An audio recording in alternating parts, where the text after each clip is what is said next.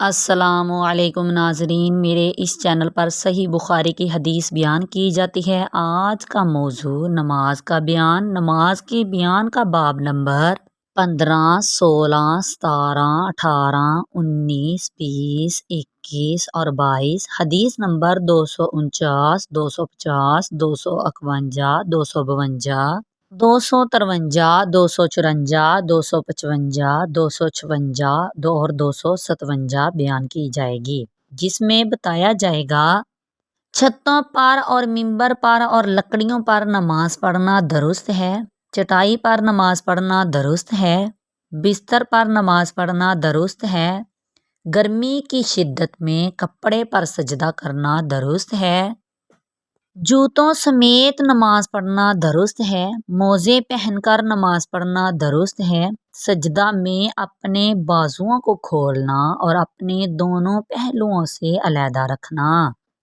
قبلہ کی طرف منہ کرنے کی فضیلت۔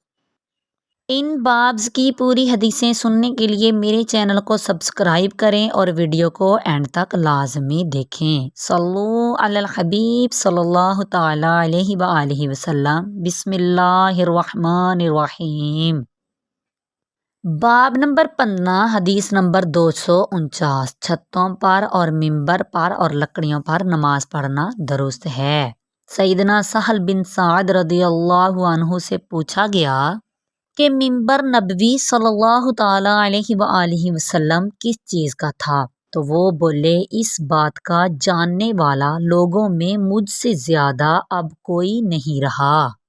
وہ غابہ جنگل کے جھاؤ کا بنا ہوا تھا، اسے ایک عورت کے غلام نے رسول اللہ صلی اللہ تعالی علیہ وآلہ وسلم کے لیے بنایا تھا، اور جب بنا کر رکھا گیا تو رسول اللہ صلی اللہ تعالی علیہ وآلہ وسلم اس پر کھڑے ہوئے اور قبلہ رو ہو کر تکبیر تحریمہ کہی، اور لوگ آپ صلی اللہ تعالی علیہ وآلہ وسلم کے پیچھے کھڑے ہوئے۔ پھر آپ صلی اللہ تعالی علیہ وآلہ وسلم نے قرات کی اور رکوع فرمایا، اور لوگوں نے آپ صلی اللہ تعالی علیہ وآلہ وسلم کے پیچھے رکوع کیا۔ پھر آپ نے اپنا سر مبارک اٹھایا، اس کے بعد پیچھے ہٹے یہاں تک کہ زمین پر سجدہ کیا، پھر ممبر پر چڑھ گئے اور قرات کی اور رکوع کیا، پھر اپنا سر اٹھایا اور پیچھے ہٹے یہاں تک کہ زمین پر سجدہ کیا۔ پس ممبر کا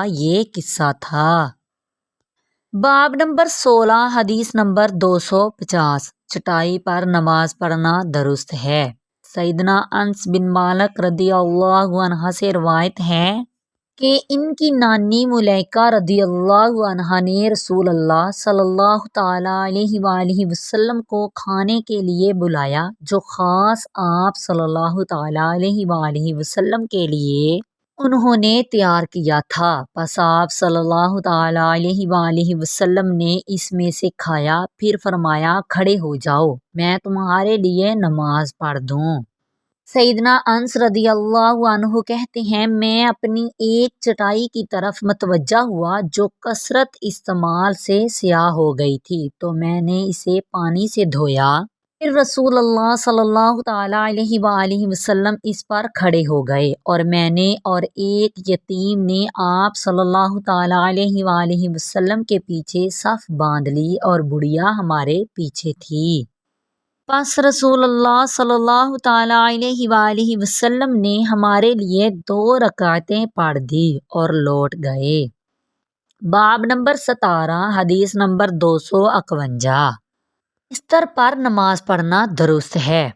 ام المؤمنین عائشہ صدیقہ رضی اللہ عنہا نبی کریم صلی اللہ تعالی علیہ وآلہ وسلم کی زوجہ کہتی ہیں کہ میں رسول اللہ صلی اللہ تعالی علیہ وآلہ وسلم کے سامنے سو جاتی، اور میرے دونوں پیر آپ صلی اللہ تعالی علیہ وآلہ وسلم کے سجدہ کی جگہ میں ہوتے تھے۔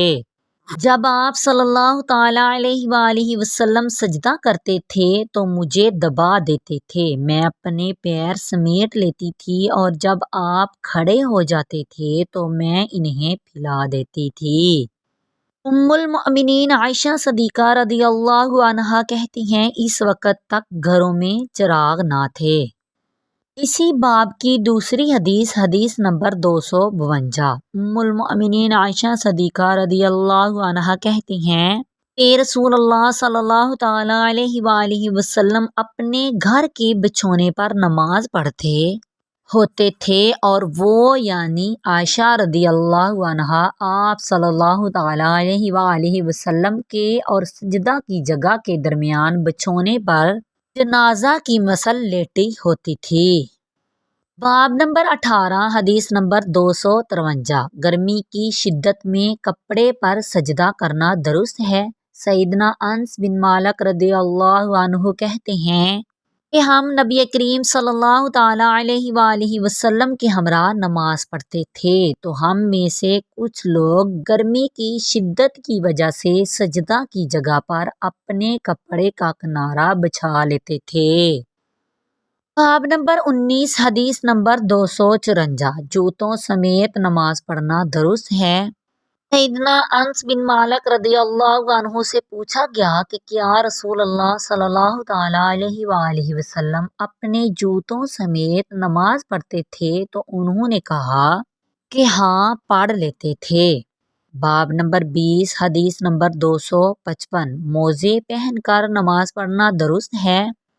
حمام بن حارث رضی اللہ عنہ کہتے ہیں کہ میں نے سیدنا جریر بن عبداللہ رضی اللہ عنہ کو پیشاب کرتے ہوئے دیکھا، پھر انہوں نے وضو کیا اور اپنے موزوں پر مسح کیا، پھر نماز پڑھنے کے لیے کھڑے ہو گئے۔ نماز کے بعد لوگوں نے ان سے یہ مسئلہ پوچھا تو انہوں نے کہا کہ میں نے رسول اللہ صلی اللہ تعالی علیہ وآلہ وسلم کو ایسا ہی کرتے دیکھا ہے۔ لوگوں کو یہ حدیث اچھی معلوم ہوتی تھی کیونکہ جریر رضی اللہ عنہ سب سے آخر میں اسلام لائے تھے۔ اب نمبر 21 حدیث نمبر 256 سجدہ میں اپنے بازوؤں کو کھولنا اور اپنے دونوں پہلوؤں سے علیحدہ رکھنا۔